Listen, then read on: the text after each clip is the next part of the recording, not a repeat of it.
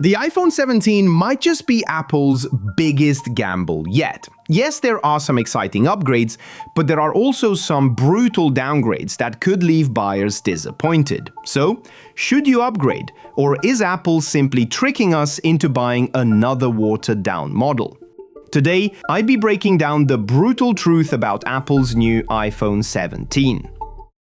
For the first time in years, Apple is restructuring its flagship lineup. The unpopular Plus model is being discontinued, and in its place we're getting the brand new iPhone 17 Air.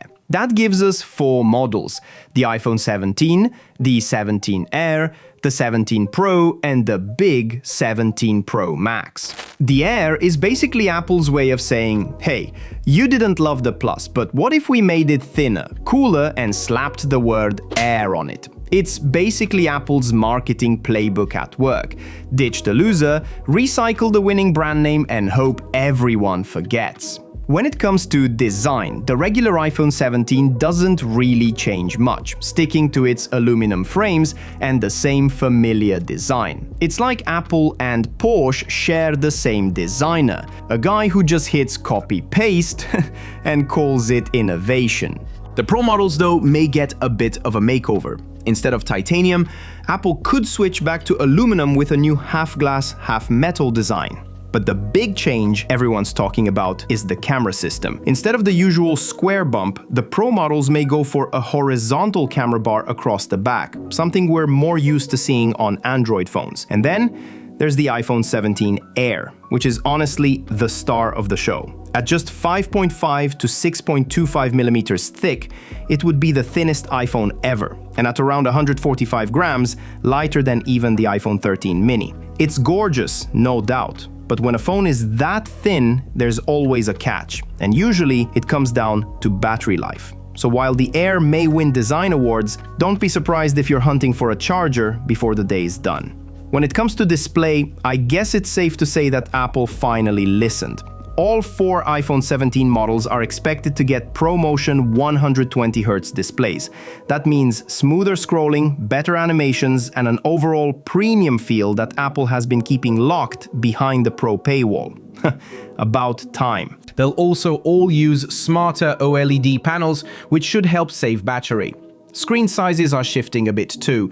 The regular 17 and Pro both move up to 6.3 inches, the Air lands at 6.6, and the Pro Max stays huge at 6.9. And then there's the dynamic island feature. Some rumors say Apple will shrink it with new Meta Lens tech, others say it'll look exactly the same as last year. So, in true Apple fashion, we may or may not notice a difference at all. When it comes to performance, the iPhone 17 lineup quietly splits into 2 very different experiences. The standard iPhone 17 and the new Air are expected to use the same A18 chip already found in the iPhone 16. That means reliable performance, but not much change.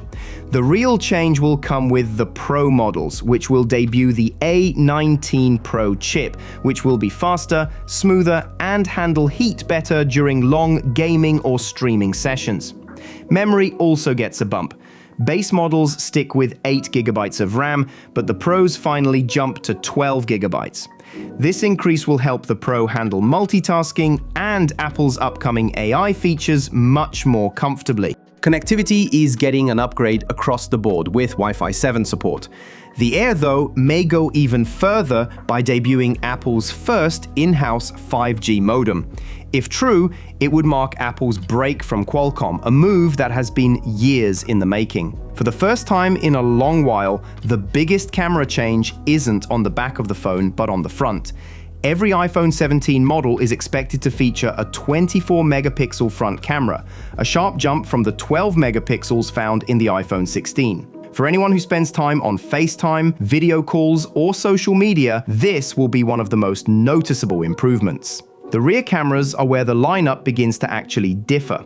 The iPhone 17 keeps its familiar 2-lens system, with a 48-megapixel wide and a 12-megapixel ultra-wide. The Air, however, drops down to a single 48-megapixel camera. On a device that will likely sell for close to $1,000, that choice is bound to raise eyebrows. Apple may try to sell it as a minimalistic luxury vibe, but the truth is that it feels like a downgrade. The Pro models, on the other hand, are expected to take the opposite approach, moving to 3 full 48-megapixel sensors and even adding the ability to record video from multiple lenses at the same time. That makes them the most capable iPhone cameras ever, while leaving the Air looking oddly under-equipped. Battery life is where the cost of that light feature really shows. The iPhone 17 Air is rumored to have a battery of around 2,800 mAh, which is much smaller than what we see in most phones today. Charging speeds, at least, are taking a welcome step forward. Wired charging could rise to 35 watts, nearly doubling what iPhones support today. All of these changes point to a smoother charging experience, but the major question remains whether the Air can realistically last a full day away from the charger. Every model in the lineup will run iOS 26, which introduces what Apple is calling the liquid glass redesign. It is a fresh coat of paint that makes the interface feel lighter and more fluid, but it doesn't fundamentally change how the phone works. Siri, which was expected to be Apple's big showcase of its AI ambitions, has had its overhaul delayed until 2026. That leaves the iPhone 17 without the assistant upgrade many were anticipating. The iPhone 17 runs the latest version of iOS beautifully, but it doesn't deliver the kind of exclusive new experiences that make an upgrade feel urgent. Before we go into the price and our brutal opinion, if you're enjoying this video so far, make sure you're subscribed. That way you won't miss any of the surprises lined up for the biggest tech releases of the year. Pricing is where things start to take a turn. The standard iPhone 17 is expected to hold the familiar $799 entry point. The Air, Apple's new slim experiment, is projected somewhere between $899 and $1,099 depending on configuration. That places it right in the awkward middle. More expensive than the regular 17, but still stripped down compared to the Pros. The Pro model should continue at $999, with the Pro Max at $1,199 or higher, depending on storage. So where does the iPhone 17 actually make sense? If you've been waiting for a thinner, more stylish device, the Air will tempt you, though with the caveat of its smaller battery. For non-Pro buyers, finally getting ProMotion on a standard iPhone is a huge quality of life improvement. And that new 24-megapixel selfie camera is going to make video calls and photos noticeably sharper. For power users, the jump to 12 GB of RAM, along with the expanded Pro camera system, makes the 17 Pro lineup a serious upgrade. But it's not all good news. If you just bought an iPhone 16, there's no urgent reason to trade it in. The Air's thin design comes at the cost of battery life, and anyone concerned about endurance should think twice. Prices are also rising, and for budget-conscious buyers, tariffs could make the iPhone 17 a tougher pill to swallow. And then there's the elephant in the room.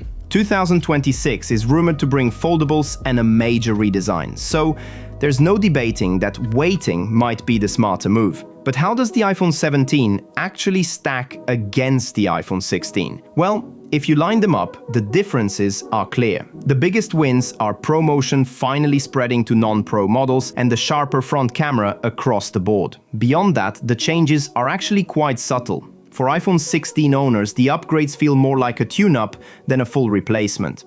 That said, for anyone still holding onto an iPhone 13 or older, the jump is far more dramatic. You'd be getting not just ProMotion and a much sharper front camera, but also a massive leap in speed, brighter displays, and stronger battery efficiency in the Pro models. My verdict is simple. If you're using an iPhone 16, you can comfortably skip this generation. If you're on an iPhone 13 or older, the 17 offers meaningful upgrades worth considering. And if the Air caught your eye, wait for the reviews before committing, because design can't compensate for a phone that struggles to last the day. And if you found this video useful, hit the like button, subscribe to the channel, and let me know in the comments which iPhone 17 you'd actually consider buying, or if you're waiting for 2026's rumored foldables.